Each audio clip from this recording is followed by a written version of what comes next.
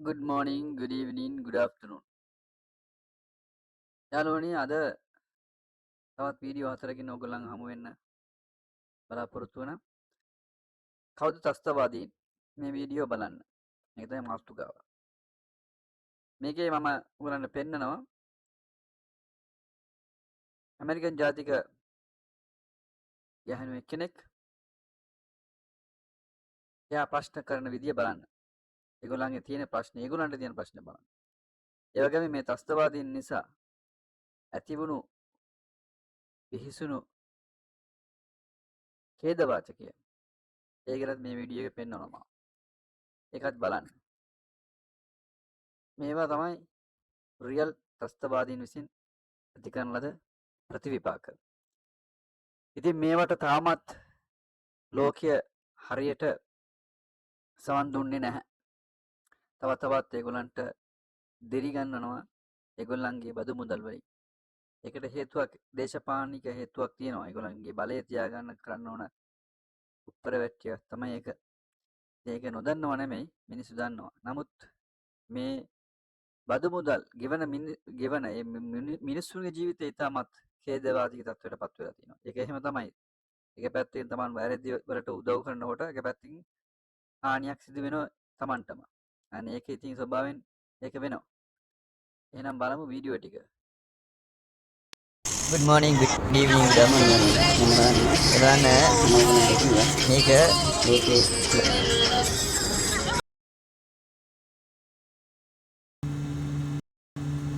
මම වීඩියෝ එකක් ඔයගලන්ට දැනගන්න ඇත්ත මොනවද සත්‍ය මොනවද කියන මේ පැලස්තීන ඉස්රායිල් ප්‍රශ්නේ.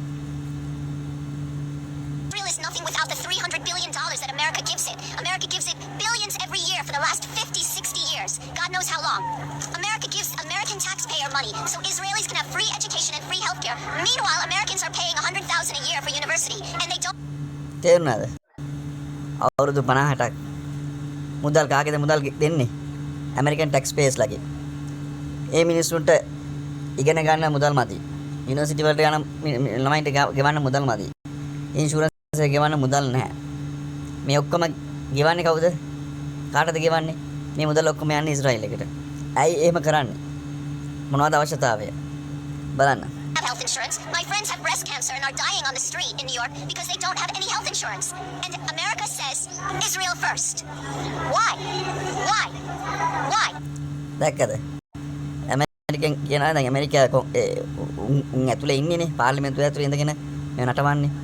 ඉතින් මේක තමයි වෙලා තියෙන්නේ. උන්ගෙන් සමහරුත් දැන් ජුයිෂ් වෙලා ඉන්නේ. ඒ කියන්නේ ඊශ්‍රායෙල් කාලේ වල ඉන්නේ. උන්ගේ ආගම පිළිගන්නවයි කියලා. උන්ට පුළුවන්ලු දැන් මේ ඇමරිකාවේ ඉඳලා ඒ ආගම පිළි අරගෙන එහෙ ගිහිල්ලා මේ පැලස්තීන් මේ ගියා කරගෙන අපේ ගියා මේක අපේ ගියා කියලා මේ පදිංචි වෙන්න. මාර මේකක් නේ ඒක. කතාව අහන්නකෝ. Just said we don't need the oil, so why are we giving them 300 billion? Why is Germany giving them billions? Why is Germany giving them billions? I know, Staatsräson, I know. But isn't it about time if you see 3 years, 2.5 years, 78 years of ethnic cleansing, isn't it about time? දැක්කද? අවුරුදු 78ක් වෙනවා දැන්. ජර්මනියත් දැන් මේකට උදව් කරනවා. ජර්මනියනු මුන්ට දෙනවයි කියලා කියනවා දැන්. මුදල්. Start questioning Palestinian right to defend itself, Palestinian right to wake up in the morning and not be murdered? Or your house, or your library, or your mosque, or your 1,000-year-old church? Churches? I just saw the church in Lebanon. I forgot. දැක්කද? අවුරුදු 1000ක් පරණ church එකක් දැන් ළඟදී ඒක විනාශ කරා. මේ ලැබෙනන් වල. දැන් තමයි මේගොල්ලන්ට ඇස් ඇරුනේ. මොකද උන් ක්‍රිස්තියානි මිනිස්සු දාලා තියලා ක්‍රිස්තියානි මිනිස්සුන්ගේ ඔක්කොම විනාශ කරලා තියෙනවා. It sang something last night. In pieces, 1,000 years. I mean, ancient, beautiful church blown to shreds. Where is the Christian evangelical church in Germany? Where are they saying something? Stealing houses? What do you mean stealing houses? They're in the West Bank right now. They are burning Palestinian houses. There's no Hamas in the West Bank. It's run by the Palestinian Authority. And settlers, 700,000 illegal settlers that the United Nations has stated is illegal and should be dismantled, and they're not doing it. Instead, they're stealing and burning houses and annexing land, saying it's our land now. And there's no Hamas. So there's no excuse. And nobody's talking about it. No newspaper, no Tagesschau, no Spiegel. Angel, no Stan, no Marcus Lutz, only me, who's hysterical. Yes, because you said, why don't you go to Israel and steal some houses, right? Like that's what you said to someone. A long time ago, Americans who are Jewish, they live in Brooklyn. They are allowed, because of their Jewish religion, to go to Israel. දැක්කද? දැන් මේක තමයි point එක බලන්න. ඇමරිකාවේ ඉන්නවා. ඒගොල්ලන් දැන් ජූයිෂ් වෙලා ඉන්නේ. ඒගොල්ලන්ට යන්න පුළුවන් සමහර කට්ටිය ජූයිෂ් වෙලා. ඒගොල්ලන්ට යන්න පුළුවන් ඊශ්‍රායලෙ ගිහිල්ලා පැලස්තීනයේ ගියක් අල්ලගෙන ඒක අපේ ගේ. එයා මගේ ගේ කියලා එහෙම කියන්න පුළුවන්ලු. එහෙනම් දැන් පැලස්තීන මිනිස්සු ඉන්න ඇමරිකාවේ. ඒ මිනිස්සුන්ට යන්න බෑ. අන්න එතන තමයි ලොකුම ප්‍රශ්නේ. ඒ මිනිස්සුන්ගේ රටට යන්න බෑ. ඒ මිනිස්සුන්ට දැන් ඇමරිකාවෙත් ඉන්න බෑ. එහෙනම් කොහෙද මේ මිනිස්සු යන්නේ? And do Alaya. It's a program where you can have Israeli citizenship, and you can go into someone's land, into someone's house, and it could be yours. It could be yours. You have the right. Meanwhile, the Palestinian American who's living in Detroit can't go back. Can't go back. Not allowed. There's no Palestinian right. Is there something with that? Like a double standard? මේක තමයි තත්ත්වය. මේක තමයි ඇත්ත තත්ත්වය. තේරුණා? දැන් කියාගෙන එන්න එපා. මේ ගිහිල්ලා ඒ රටවල් අල්ලගෙන යනවා කියලා මේ පැලස්තීන මිනිස්සුයි මේ සිරියන් මිනිස්සුයි එහෙම කියන්නේ අයිතියක් නැහැ. මොකද මේ මිනිස්සුගේ රටවල් ඔක්කොම විනාශ කරලා දැන් මේගොල්ලන් දැන් මේ අයිතිවාසිකම් කතා කරනවා. පළමුවෙන්ම මේ මිනිස්සුගේ තිබුණු රටවල් ඒ විදිහට තියන්න ඉඩ තිබුණොත් මේ මිනිස්සු යන්නේ නැහැ කොහෙවත්. බොහොම ස්තුතියි. තාම තිරිගාමු. වක්තන්වල මේ ඊශ්‍රායල් වල කොන් වෙනවා කියලා. මේ ප්‍රශ්නේ හින්දා මේ මිනිස්සු මරලා ළමයි මරලා දහස් ගාණක් ළමයි මරලා තියෙනවා. ඉතින් දැන් ඒකට මුළු ලෝකෙම නැගෙන විරුද්ධතාවය තමයි මේ පෙන්වන්නේ. අපේ රටේ ඉතින් සුළු කොටසක් ඉඳගෙන දොඩවනවා. පාරට බහලා උන්ගේ කොඩියක් උසගෙන. මේ බලන්න මේ වෙනත් රටවල් මේ මුස්ලිම් රටවල් නෙමෙයි. නමුත් මිනිස්සුන් හැටියට හිතන මිනිස්සු වැරදි විදිහට දකින මිනිස්සු මොනවද මේ කියන්නේ මේ ජූයිෂ් මෙයා පැලස්තීන් කියලා බේරෙන්න හදනවා. හරි බලන්නකො මොනවද වෙන්නේ කියලා.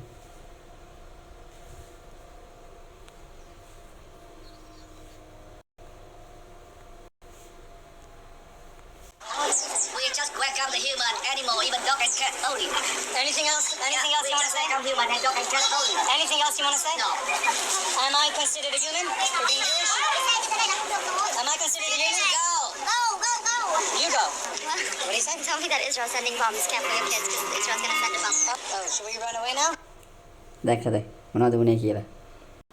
ඉතින් මේක තමයි සිදු වෙන්නේ. ඊට පස්සේ ආයෙ වෙන්න මොනවද අහනවා. They should keep walking.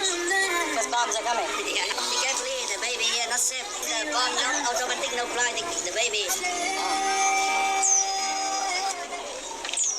I come from Palestine. Are you Palestine? Yeah. Oh, good. Welcome. Yeah. I'm actually Jewish, and I'm proud of it. And I'm very proud of it. Yeah. Really? Yeah. So proud of it. I know. Yeah. One day suddenly the bomb. Palestine. We just. අන්න දැක්කද?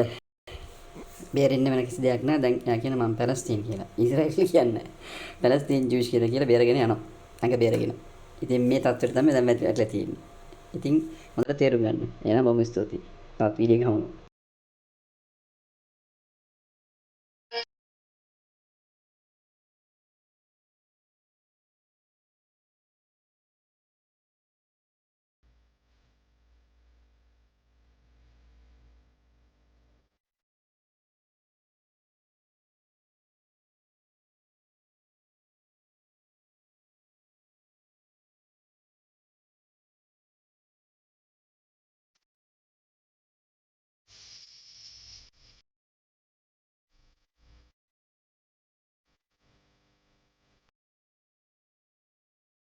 හිතේ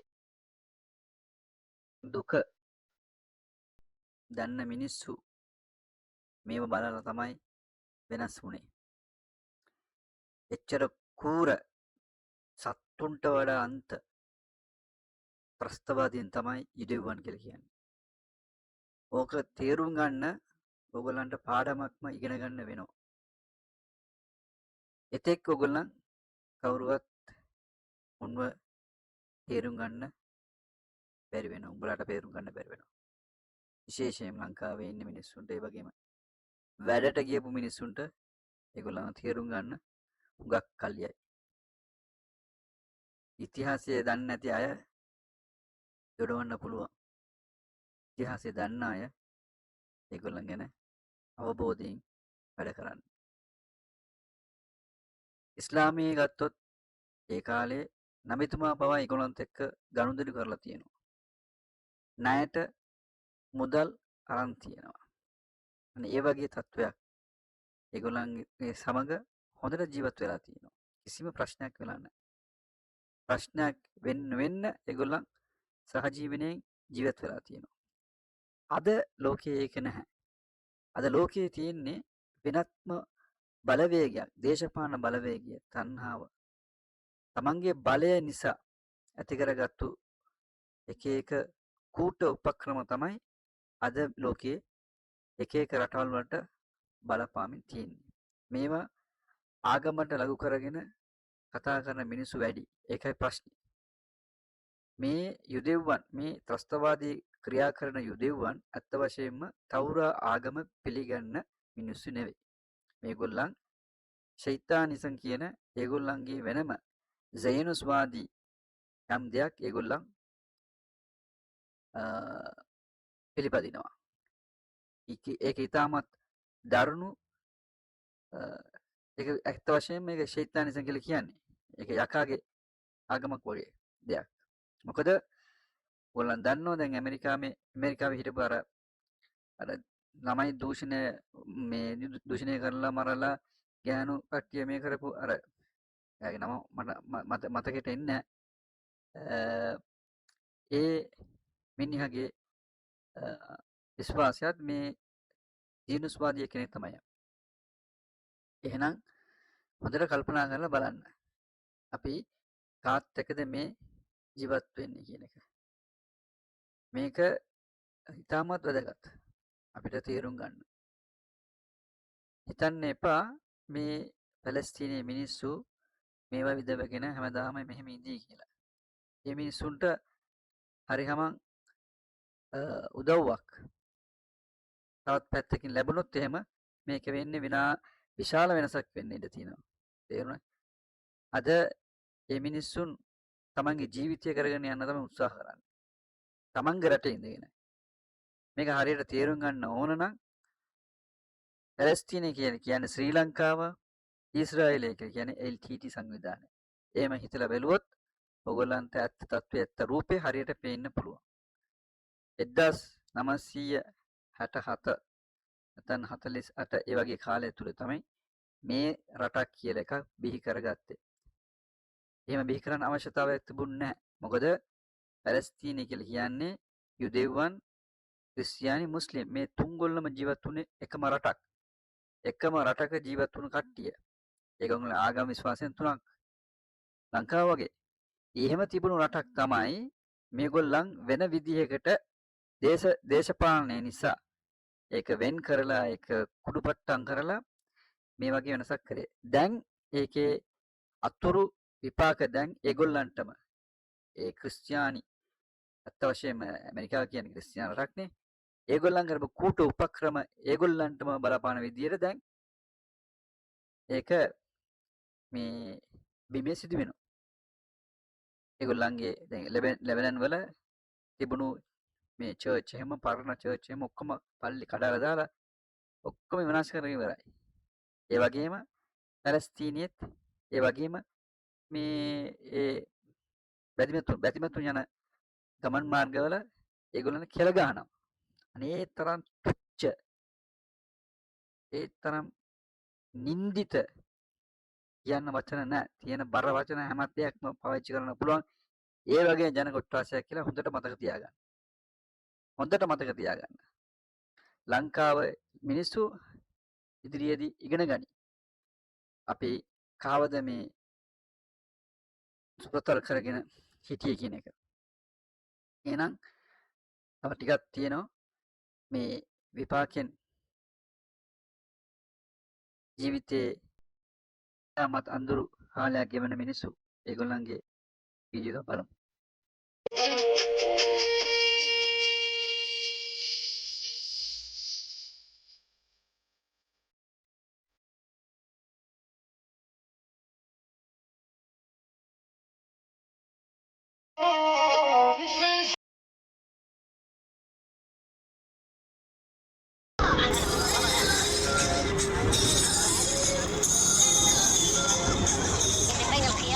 ملايين الركام. أتينا اليوم لنقيم مباراة محاكاة لكأس العالم والتي تجمع بين فريق إسبانيا وفريق الأرجنتين لنوصل رسالة للعالم أجمع بأن شعب غزة يستحق السلام ويستحق الأمن والطمأنينة.